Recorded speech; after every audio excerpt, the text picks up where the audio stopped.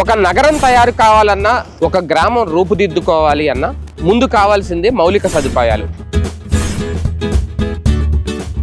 మౌలిక సదుపాయాల్లో ప్రధానమైనవి రోడ్లే కదా అనుకుంటే పొరపాటే. రోడ్లు ఎన్నెన్ని ఉన్నా సీడ్ యాక్సెస్ రోడ్డు ప్రత్యేకత వేరయ్య, విశ్వధాభిరామ వినురమేమ అనేవారు వేమన్ గారు గనక బ్రతుకుంటే.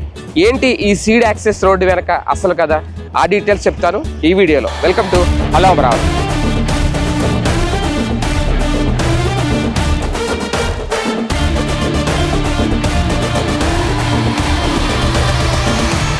రోడ్డు అంటే తారు పోసారా, కంకర కలిపారా, వెడల్పు పెంచారా, హైవేకి లింక్ కలిపారా, ఇది మాత్రమే ఆలోచిస్తారు. నిజమే, కానీ అమరావతి కోసం రూపుదిద్దుకున్న సీడ్ యాక్సెస్ రోడ్డుకి ఒక ప్రత్యేకత ఉంది. ఎన్నో ప్రయాసలు, ఎన్నో అడ్డంకుల నడుమ రూపుదిద్దుకున్న ఈ సీడ్ యాక్సెస్ రోడ్డు ఒక మౌలిక సదుపాయం. ఈ మౌలిక సదుపాయం ఎన్నో సదుపాయాలను అందుబాటులోకి తీసుకొచ్చింది. ఆ డీటెయిల్స్ చాలా స్ట్రైట్గా మీకు చెప్పే ప్రయత్నం చేస్తాను, ఎక్కడ స్కిప్ చేయకుండా చూడండి. అమరావతిలో కనిపించే రోడ్లన్నీ ఈ సిరీస్, ఎన్ సిరీస్ల పేరుతో కనిపిస్తాయి. అంటే ఈ అంటే ఈస్ట్, ఎన్ అంటే నార్త్ అని అర్థం. ఆ దిక్సూచీల ఆధారంగానే భవిష్యత్తులో ప్రాజెక్టులకు, అక్కడ జరిగే కట్టడాలకు ఒక సింపుల్ ల్యాండ్ మార్క్ అవుతుంది. అంతేకాదు, E3 సీడ్ యాక్సెస్ రోడ్డు అనేది కేవలం ఒక సాధారణ రోడ్డు మాత్రమే కాకుండా అమరావతి భవిష్యత్ అవసరాలకు తగ్గట్టుగా రూపొందించిన ఒక వ్యూహాత్మక కనెక్టివిటీ కారిడార్. దొండపాడు నుండి రాయపూడి, వెంకటపాలెం, పెనుమాక, ఉండవల్లి మీదుగా తాడేపల్లి వరకు సుమారు 21.77 కిలోమీటర్ల పొడవైన సబ్ ఆర్టీరియల్ రోడ్డు మణిపాల హాస్పిటల్ వద్ద జాతీయ రహదారి 16తో అనుసంధానమవుతుంది. ఈ కారిడార్ పొడవున 60 మీటర్లు రైట్ ఆఫ్ వే కేటాయించారు. భవిష్యత్తులో పెరిగే ట్రాఫిక్ అవసరాలను దృష్టిలో ఉంచుకొని ప్లాన్ చేసిన దీర్ఘకాలిక ప్రణాళికకు నిదర్శనంగా ఇది నిలుస్తోంది.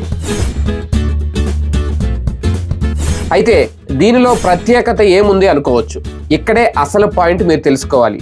ఇది కేవలం రోడ్డు మాత్రమే కాకుండా BRTS, సైకిల్ ట్రాక్లు, ఫుట్పాత్లు, గ్రీన్ బెల్టులతో కూడిన ఒక సమగ్ర రవాణా వ్యవస్థగా దీన్ని తీర్చిదిద్దుతున్నారు. దీనివల్ల ఎలాంటి ట్రాఫిక్ ఇబ్బందులు భవిష్యత్తులో రాకుండా ముందే జాగ్రత్తలు తీసుకోవడంతో పాటు రోడ్డు అంటే ఏదో అలా వేసి వదిలేయకుండా అన్ని రకాలుగా అందరికీ ఉపయోగపడేలా తీర్చిదిద్దుతున్నారు. హైదరాబాద్లోని సైబర్ సిటీలో కనిపించే రహదారుల తరహాలోనే ఈ E3 సీడ్ యాక్సెస్ రోడ్డును తీర్చిదిద్దబోతున్నారు. అయితే ఈ తరహా రోడ్లు వేయడం అంత సులభం కాదు.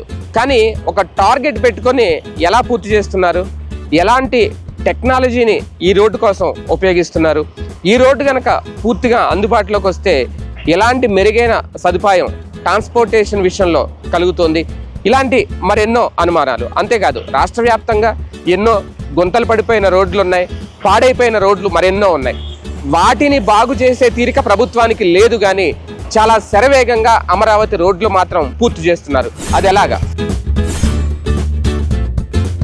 అవును, నిజమే. రోడ్డు వేయడం అంటే అంత సులభం కాదు. పైగా అమరావతికి వెళ్లే రోడ్లు చాలా స్ట్రాంగ్గా వేయాలి, ఎన్నో ఫెసిలిటీస్ చూపించాలి.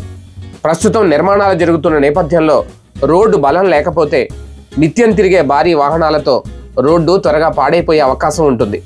సాధారణంగా పెద్ద ప్రాజెక్టులు పూర్తి కావడానికి సంవత్సరాల సమయం పడుతుంది.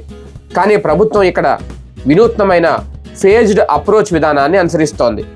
పూర్తి స్థాయి E3 కారిడార్ 2028 నాటికి పూర్తి కావాల్సి ఉన్నప్పటికీ ప్రజలకు ఇప్పుడే ప్రయోజనం కలగాలనే లక్ష్యంతో మేజర్ స్టీల్ బ్రిడ్జిని అందుబాటులోకి తీసుకొచ్చారు.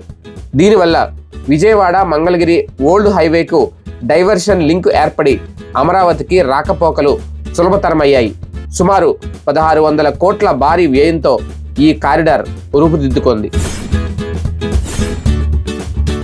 ఏ పెద్ద ప్రాజెక్టుకైనా భూసేకరణ అనేది అతిపెద్ద సవాల్గా మారుతుంది.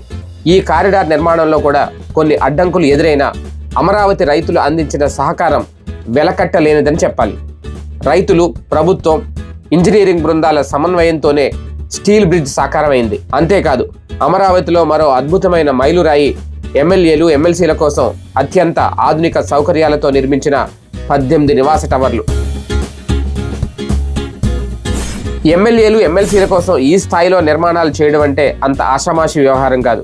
ప్రతి అపార్ట్మెంట్ 3500 చదరపు అడుగుల వైశాల్యంతో జిమ్, స్పూ, మినీ థియేటర్ వంటి అన్ని సౌకర్యాలతో కూడిన ఒక రెసిడెన్షియల్ కమ్యూనిటీగా వీటిని అభివృద్ధి చేశారు. మొత్తంగా చూస్తే రోడ్లు రాజధానిని కలుపుతాయి, భవనాలు సుపరిపాలనను స్థిరపరుస్తాయి. ఈ మౌలిక వసతులు అమరావతిని కేవలం ఒక నగరంలా కాకుండా భవిష్యత్తు తరాలకు గర్వకారణమైన ఆధునిక రాజధానిగా తీర్చిదిద్దే దిశగా వేసిన బలమైన అడుగులు.